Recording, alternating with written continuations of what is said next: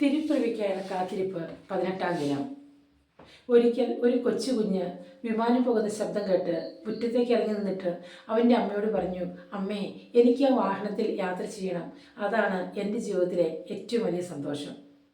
ഒരുപക്ഷെ ആ വിമാനം അത്രയും ഉയരത്തിൽ പറപ്പിക്കുന്ന ആ പൈലറ്റ് ചിന്തിക്കുന്നുണ്ടായിരിക്കാം, ആ കൊച്ചു കുഞ്ഞിനെ പോലെ എൻ്റെ വീട്ടിൽ എനിക്ക് താമസിക്കുവാൻ സാധിച്ചാൽ അതാണ് എൻ്റെ ജീവിതത്തിലെ ഏറ്റവും വലിയ സന്തോഷവും സമാധാനവുമെന്ന്. യഥാർത്ഥത്തിൽ സന്തോഷവും സമാധാനവും ഇവിടെയാണ് കുടികൊള്ളുന്നത്.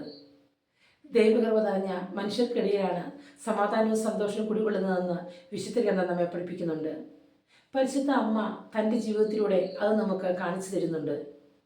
വിശുദ്ധ ലൂക്കായുടെ സുവിശേഷം 1-ാം അധ്യായം 35-ാം തിരുവചനത്തിൽ ദൂതൻ പ്രത്യക്ഷപ്പെട്ട് മറിയത്തോട് എന്തൊക്കെയോ ചോദിക്കുകയും പറയുകയും ചെയ്തു കഴിയുമ്പോൾ മറിയം അവസാനം ചോദിക്കുന്ന ഒരു ചോദ്യമുണ്ട്, ഇതെങ്ങനെ സംഭവിക്കും? അപ്പോൾ ഒട്ടും മടിയില്ലാതെ ദൂതൻ പറഞ്ഞു, പരിശുദ്ധാത്മാവ് നിന്റെ മേൽ വരും, അത്യന്ത ശക്തി നിന്റെ മേൽ ആവസിക്കും, ജനിക്കാതിരിക്കുന്നവൻ പരിശുദ്ധൻ ദൈവത്തൻ എന്ന് വിളിക്കപ്പെടും.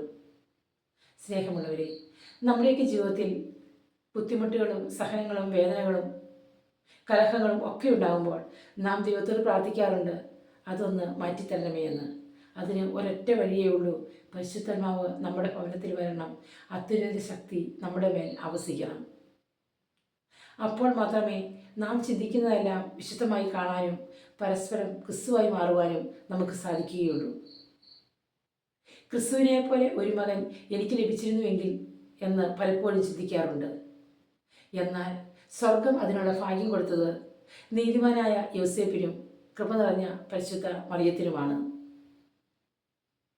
നമ്മുടെയൊക്കെ കുടുംബജീവിതങ്ങളിൽ ചിലപ്പോഴെങ്കിലും എനിക്ക് ജോസഫിനെ പോലെയുള്ള ഒരു ഭർത്താവിനെ കിട്ടിയിരുന്നെങ്കിൽ എന്നാഗ്രഹിക്കുമ്പോൾ അവിടെ എന്താണ് ചെയ്യേണ്ടത്? നാം മറിയമായി മാറണം. ചിലപ്പോഴൊക്കെ ഈ ലോകത്തിൽ എത്ര സുന്ദരികളായ സ്ത്രീകളുണ്ടെങ്കിലും എനിക്ക് മറിയത്തെ പോലെ ഒരു ഭാര്യയെ കിട്ടിയിരുന്നെങ്കിൽ അപ്പോൾ നാം ഒരു യോസേപ്പായി മാറണം. ഈ ക്രിസ്മസ് നാളിൽ നമ്മുടെയൊക്കെ കുടുംബങ്ങളിൽ ഒരു മറിയമായി മാറുവാൻ, ഒരു യോസേപ്പായി മാറുവാൻ നമുക്കൊക്കെ സാധിക്കട്ടെ. അപ്പോൾ നമ്മുടെ കുടുംബങ്ങളിൽ ക്രിസ്തു വന്ന് പിറക്കും, നമ്മുടെ കുടുംബങ്ങൾ തിരുക്കുടുംബങ്ങളായി മാറും. സ്തുതിയായിരിക്കട്ടെ.